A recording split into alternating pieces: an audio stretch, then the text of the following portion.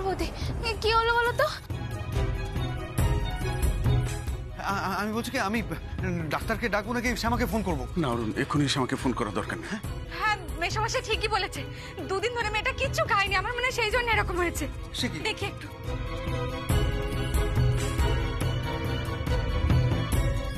কৃষ্ণা, কৃষ্ণা মা ওঠ না। ওই তো চোখ খুলেছে, এই তো এই তো চোখ খুলেছে।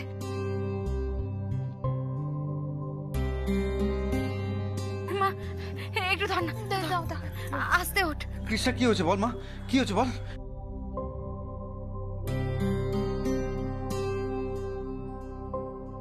কি হয়েছে মা, কি হয়েছে, ঠিক আছিস তো? হ্যাঁ হ্যাঁ আমি ঠিক আছি। হঠাৎ কেমন মাথাটা ঘুরে গেল গো। দুদিন ধরে ঠিক মতো কিচ্ছু খাসনি, আমি না সেই জন্য এরকম হয়েছে।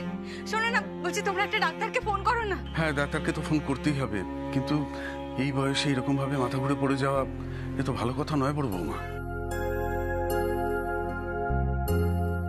বড় বৌমা একটু শোনো না, বলছি যে আমাদের দিদিভাই তো মা হতে চলেছে, এমনটা হতে পারে। তুমি এক কাজ করো না, শ্যামা ফিরলে ওর সঙ্গে বরং ভালো করে আলোচনা করো। আচ্ছা আমি কথা বলবো। দিদিভাই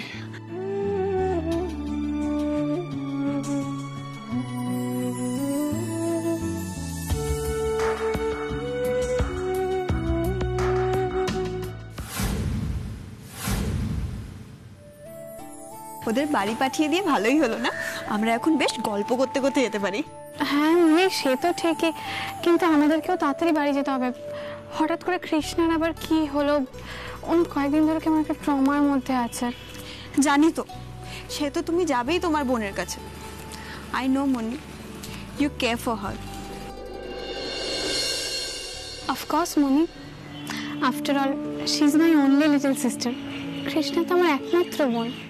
ইউ নো মনি, এই যে এখন আমরা আলু কাবলি খেতে খেতে হাঁটছি, গল্প করছি, চারিদিকে পুজোর গন্ধ, I just love this excitement.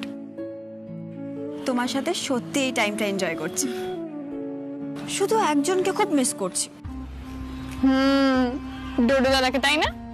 না না, ও তো একটা বেরসিক, শুধু ফ্যামিলি আর ফ্যামিলি। ও জানেই না নিজের বউয়ের সাথে টাইম স্পেন্ড করতে। দেখলে না কেমন ক্লাবে মিটিং থেকে সোজা বাড়ি চলে গেল। মনি, তাহলে তুমি আবার কাকে মিস করছো? অনিরুদ্ধকে মুন্নি।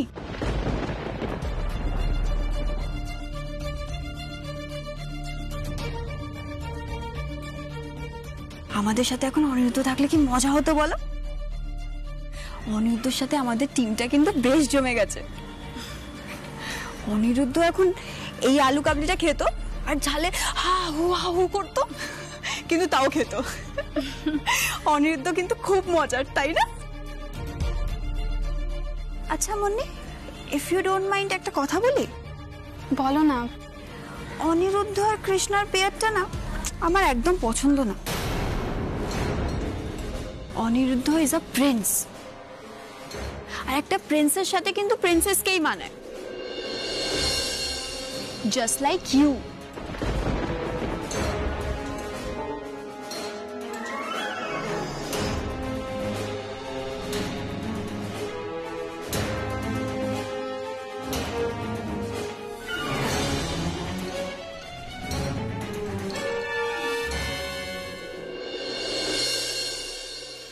বড় বৌদি, আমি কি তাহলে একটু গরম দুধ নিয়ে আসবো? আনবি, নিয়ে আয় তাহলে। মেয়েটা তো কিছুই করতে দিচ্ছে না। মা আমার এসব লাগবে না গো। এই একদম চুপ করে থাকবি, তোর কোনো কথা শোনা হবে না আজকে। একটু গরম গরম দুধ খেয়ে নিবি। এ বিজলি, যা তো গিয়ে নিয়ে আয়। আরে কি করছিস, উঠছিস কেন? শুয়ে থাক চুপ করে। বড় মা তুমি এত চিন্তা করো না, আমি এখন একদম ঠিক আছি। সে তুই যতই ঠিক থাক, আগে শ্যামা আসুক, ও যেটা ভালো বুঝবে করবে। তার আগে আমি মাথায় হাত বুলিয়ে দিচ্ছি, একটু ঘুমিয়ে নে। মেশামশাইকে বললাম একটু ডক্টরকে ফোন করতে, সেটাও করতে দিলি না।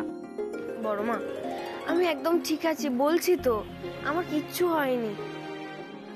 আসলে আমি সেরকম ভাবে খাওয়া দাওয়াটা ঠিক করে করিনি তো, তাই হঠাৎ করে মাথা ঘুরে গেছে।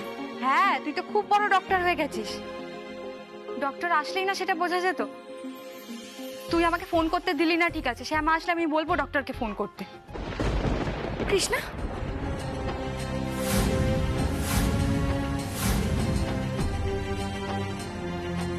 কৃষ্ণা, আস্তে উঠতে হবে না, তুই শো না।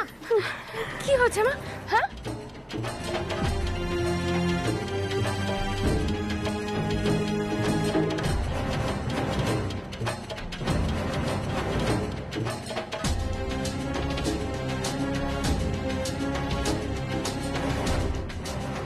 কৃষ্ণা, কি হচ্ছে মা?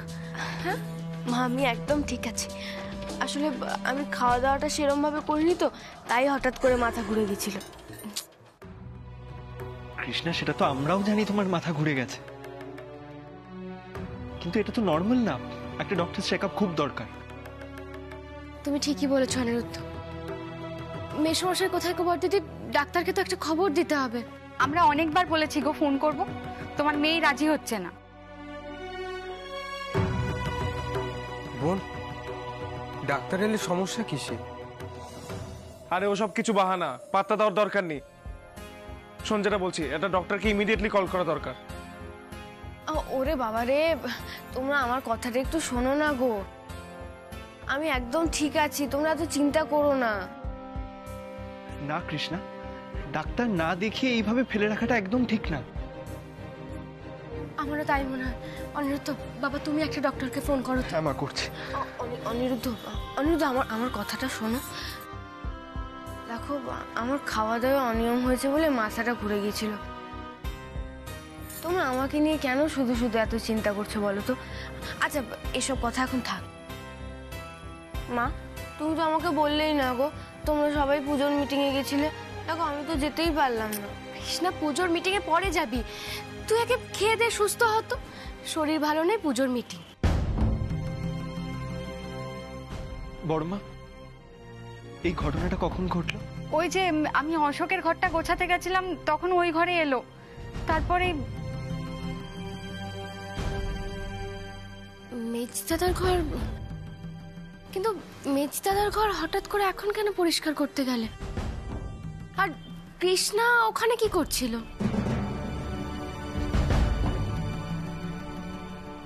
মনে, এইসব কথা ছাড়ো না, পরে এগুলো নিয়ে কথা হবে। বাইরে তোমাদের দুজনকে এত ভালো মানায়, আর সেটা বলতেও পারবো না। তুমি আর Aniruddha is just like a perfect match. কিন্তু দেখো, কৃষ্ণা পেল অনিরুদ্ধকে, অদ্ভুত ভাগ্য। বাট ইউ নো মুন্নি, মানুষ চাইলে নিজেদের লাকটাও বদলে দিতে পারে। একটু চেষ্টা করলে আমরা নিজের ভাগ্যটাও বদলে ফেলতে পারি।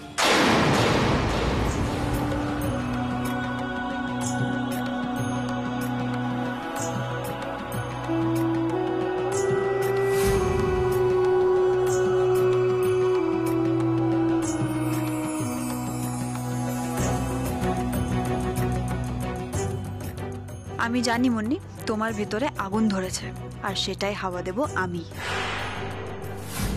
অনিরুদ্ধকে তোমায় পাওয়ার সুযোগ করে দেব আমি।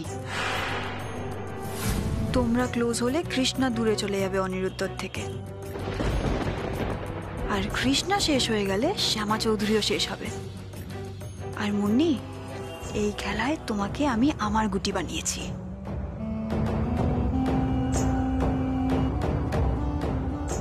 কি হলো মুন্নি, কি ভাবছো? দেখো মুন্নি, এইসব এখন ভেবে লাভ নেই। আই গেস কৃষ্ণা তোমার বোন বলে তুমি নিজের কথাটা কখনো ভাবোনি। তুমি তো অনিরুদ্ধকে পছন্দ করো, তাই না? তুমি চেষ্টা করলে কিন্তু অনিরুদ্ধ তোমারই হতে পারতো, আই এম ভেরি শিওর। আর তোমার মতন মেয়েকে ছেড়ে অনিরুদ্ধ কৃষ্ণাকে বিয়ে করতো। মামি, আমার কিন্তু সেটা মনে হয় না। অনিরুদ্ধ কিন্তু প্রথম থেকেই কৃষ্ণাকে ভালোবাসে, আমাকে নয়। Are you sure Munni? আমার কিন্তু তা মনে হয় না। আমার তো অনিরুদ্ধকে দেখে মনে হয় ওর তোমার প্রতি টান আছে।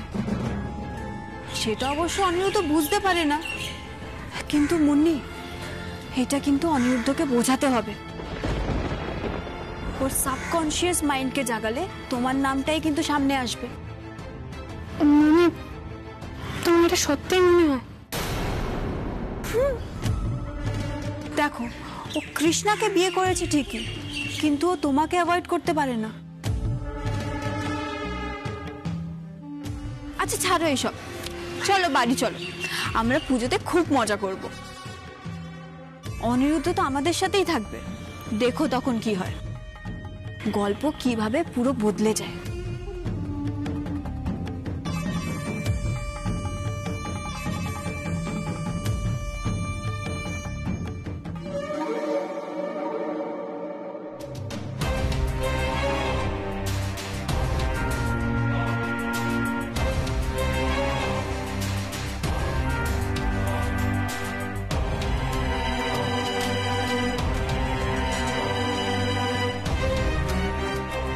এখন চলো তো, আর ভেবো না।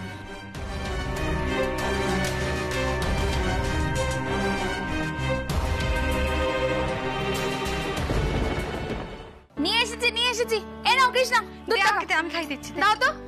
সত্যি ছোট বৌদি ধন্যি মেয়ে তোমার, মোটে খাবার দাবার মুখে তোলে না। ও বিজলি, তুমি সেই আবার দুধ নিয়ে এলে? হ্যাঁ আমি আনলাম, আর তুমি ডক ডক করে খাবে। হ্যাঁ নে খেয়ে নে। ও মা, এখন আমি দুধ খাবো না, আমার একটু ইচ্ছা করছে। খাবি না মানে? খাবি না বললে তো হবে না, খেতে হবে। ও মা, আমার খেতে ইচ্ছা করছে। আচ্ছা ঠিক আছে, এখন খেতে হবে না, একটু পরে খেয়ে নিস। বড়দিদি কি যেন বলছিলে তখন? বড়দিদি তোমরা মেজদাদার ঘরে কি করছিলে? আমি বলছি। আচ্ছা ছোট বৌদি, তুমি তো তোমার ঘর খান ওই সিনা দিদিকে দিয়ে দিলে, এবার তুমি কোথায় থাকবে শুনি? কেন, এখন যে ঘরে আছি? না শ্যামা, ওইরকম একটা ছোট ঘরে থাকলে আমার ভালো লাগবে না। তার থেকে বরং আমি মায়ের সাথে কথা বলে অশোকের ঘরে যদি তোমার প্রশ্নই ওঠে না। শোনো না, আমি তো বলছি আমি যে ঘরে আছি একদম ঠিক আছে, কোনো অসুবিধা হচ্ছে না আমার।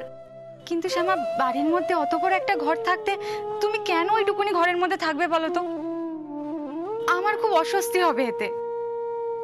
না বড়দিদি, এসবের কোনো দরকার নেই, ওই ঘর যেমন আছে তেমনই থাক। দরকার পড়লে মুন্নি ওই ঘরে থাকবে। আর দেখো, মেজ দিদি যখন ফিরবে তখন তো ওই ঘরেই থাকবে মেজ দিদি, তাই না? কিন্তু শ্যামা, তোমার কি মনে হয় যে মেজো ফিরবে? শোনো না, আমি আর মুন্নি প্ল্যানিং করেছি যে মেজ দিদিকে আনতে যাব। আর আমার মনের বিশ্বাস মেজ দিদি আমাকে কিছুতেই না করতে পারবে না। তুমি দেখবে আমি মেজ দিদিকে নিয়ে তবেই ফিরবো। আর তাছাড়া বাড়িতেই কেন ফিরবে না বলো তো মেজ দিদি? সেই তো, এবার তো মেজো কোনো দোষ করেনি, যা করার অশোক করেছে। তাছাড়া ওর মেয়েও তো এখানে থাকে, ওর তো এখানে আসা উচিত। একদমই তাই। বুঝলি, তোমরা যখন ঘরটা গোছাতে শুরুই করেছো তখন ভালো করে গোছা। দেখি মেজ দিদিকে না হয় পুজোর মধ্যেই নিয়ে আসবো। আচ্ছা, আমিও বরং যাই, বৃন্দাবনদাকে নিয়ে বিজলিকে নিয়ে ঘরটা ভালো করে গুছিয়ে ফেলি। শ্যামা, তুমি কৃষ্ণাকে দেখো, পারলে একটা ডক্টরকে ফোন করে নিও। চলো।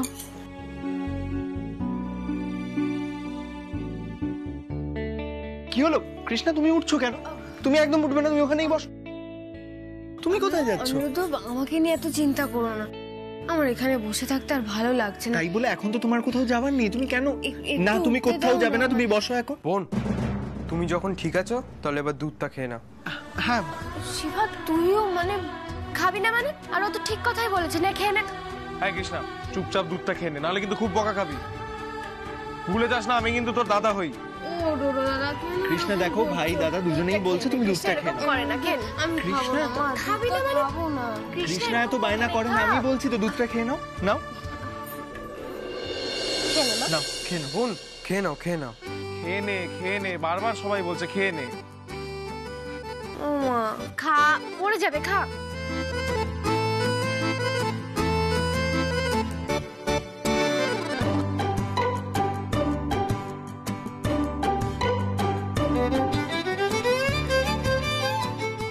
এই তো এই তো আমার লক্ষ্মী মেয়ে, দেখি মোচ। এই তো বলছিলে তুমি দুধ খাবে না, দেখো পুরো দুধটা খেয়ে নিলে।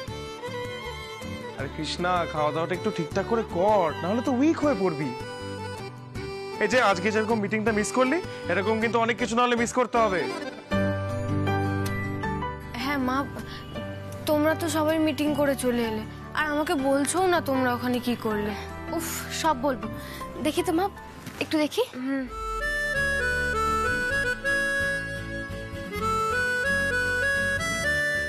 একবার হা কর। আচ্ছা মা, তুমি কি ডাক্তার নাকি?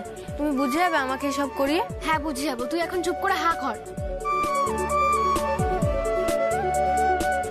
অনিরুদ্ধ বাবা, বলছি শোনো না, ডক্টরকে তুমি এক্ষুনি একটা কল করো, বুঝলে তো? বলো এখন না আসলেও অবশ্যই যেন উনি বিকালবেলা আসেন। আসুন আসুন ডাক্তার। এই সময় শুধু ডক্টর নিয়ে এসেছেন, আসুন আসুন আসুন আসুন ডক্টর। প্লিজ। শ্যামা, তোর মেয়ে কিন্তু বারবার না করছিল যে ডাক্তার না আনতে। আমি ওর কোনো কথা শুনিনি, ডাক্তারবাবুকে নিয়ে এসেছি। একদম ঠিক করেছেন ডাক্তারবাবু। বলছি আমার মেয়েটাকে একটু ভালো করে দেখুন না। কদিন ধরে ওর মনের ওপর চাপ চলছে, আর ওকে কিডন্যাপও করা হয়েছিল। আমি সব খবর পড়েছি খবরের কাগজে, চিন্তা নেই, আমি তো এসে গেছি। দেখি হাতটা একটু।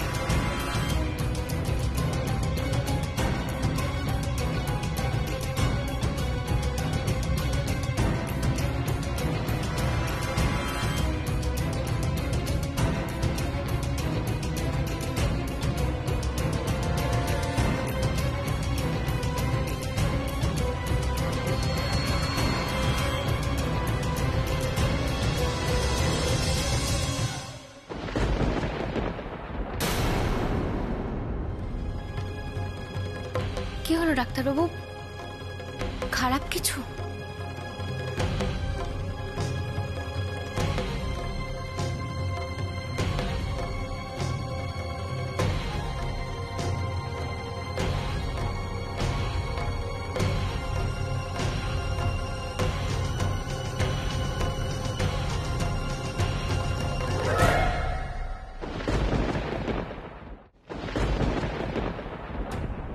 ডাক্তারবাবু বলুন না, কি হয়েছে ওর?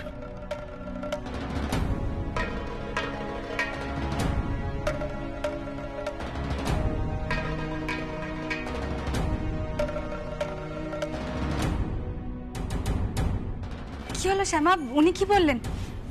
তোমরা সবাই চুপচাপ কেন? বড়দি, কিছুই তো বুঝতে পারছি না, আর ডাক্তারবাবু আমাদের কিছু বলছেন না। ডাক্তারবাবু বলুন না, খারাপ কিছু মানে?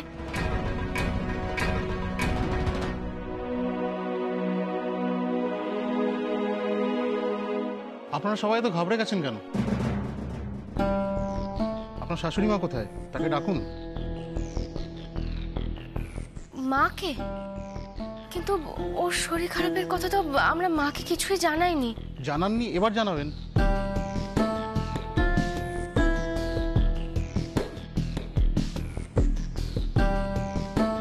কি বলছেন বলুন তো? মানে আমরা না কিছুই বুঝতে পারছি না। আরে বাবা, খুশির খবর আছে, আপনি বুঝতে পারছেন না? খুশির খবর? আপনার মেয়ে মা হতে চলেছে।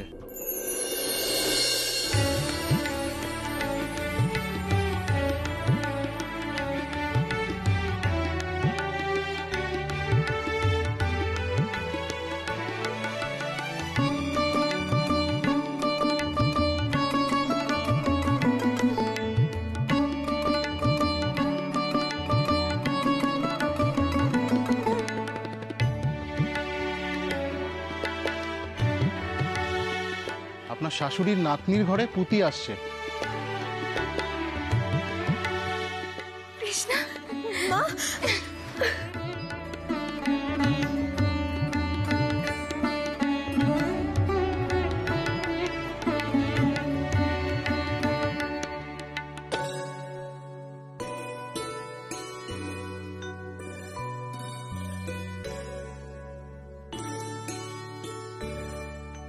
কৃষ্ণা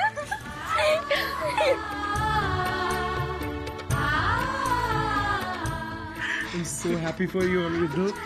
কি ভালো খবর, আমরা মামা হতে চলেছি। আমি তো ভাবতেই পারছি না, এটা খুব খুশির খবর। কতদিন পরে আমাদের বাড়িতে একটা খুশির খবর। আমি চাই গিয়ে বরং মাকে খবরটা দিয়ে আসি। চল চল তুমি যাও।